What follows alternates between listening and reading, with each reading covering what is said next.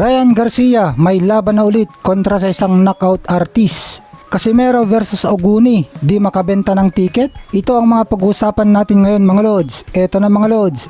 Ayon sa pinagkakatiwalaan na source na si Mike Coppinger ng ESPN na pina-finalize na ang muling pagbabalik sa lona ni King Ray Ryan Garcia. Mga kalaban ng social media superstar na si Ryan Garcia, itong si Oscar Duarte Jurado. Target na petsa ng kanilang laban ay December 2. Binabalak na paganapin ang laban sa Alamodome sa San Antonio, Texas na may 40,000 seats. Tingin ng promoter niya na si Oscar De La Hoya na maski hindi kilala ang mga kalaban niya ay marami pa rin ang manonood at kayang-kaya ni Ryan Garcia na mag-isa na makahakot ng manonood.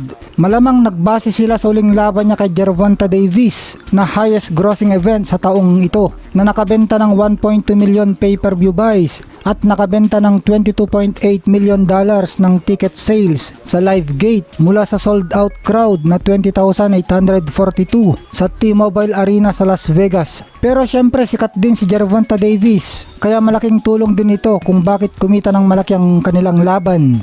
Tingin ni De La Hoya na tama lang na si Oscar Duarte ang sunod na makalaban ni King Ray dahil power puncher daw ito, sugod ng sugod kaya mapipilitan si Ryan na makipagbakbakan. May 11 diretsong panalo pa daw itong si Duarte kaya ito daw ang tamang laban para kay Ryan pagkatapos niyang matalo kay Gervonta Davis. Dagdag pa ni De La Hoya.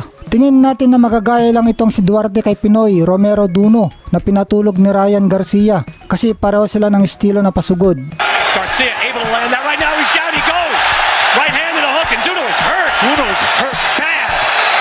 Wow, it's over. Si Oscar Duarte ay may record na 26 wins with 21 knockout at may isa lang natalo. Pero walang kilala o sikat na nakalaban nitong si Duarte. Enjoy din naman panoorin nitong si Duarte. Pero mukhang pagkain lang ito para kay Ryan. Dahil ang estilo nito na pasugod ay tamang-tama para kay Ryan Garcia na mahusay mag-counter at napakalakas ang suntok ng kanyang counter. Lalo na ang kanyang pamatay na left hook.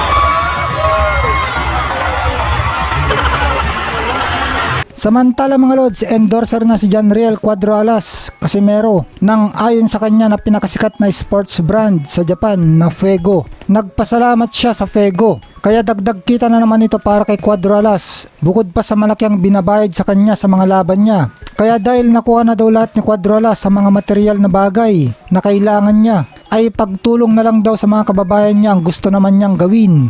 Kaya nga daw siya nagtayo ng sariling boxing gym para makatulong sa mga kapitbahay niyang kabataan na pangarap maging boksingero. Libre para sa mga kabataan ang kanyang boxing gym.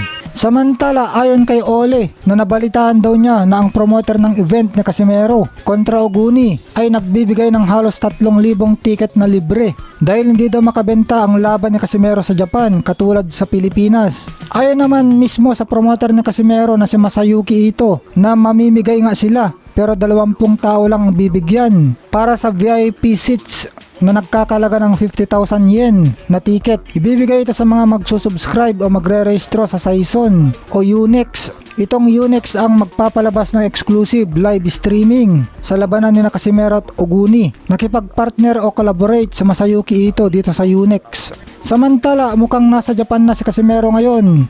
Malapit na ang laban nila ni Japanese former world champion Yukinori Oguni. 9 na araw na lang at bakbakan na. Ula ni Oguni na tatapusin niya si Casimero sa isang suntok lang sa bodega. Si Casimero naman hula niya na tatapusin niya si Oguni sa 2 rounds lang. Babaklasan niya ng panga at pupugutan daw ng ulo ang Hapones. Inaabangan naman ng mga Pinoy fans at Japanese fans ang pagkikita ni Nalas at Inoue sa Japan. Balak ni Casimero na kapag impresibo ang panalo niya kay Oguni ay hahamunin niya sa taas ng lona itong si Inoue para wala nang kawala itong si Inoue at mapipilitan na labanan na siya para hindi siya mapahiya sa kanyang kababayang Hapones.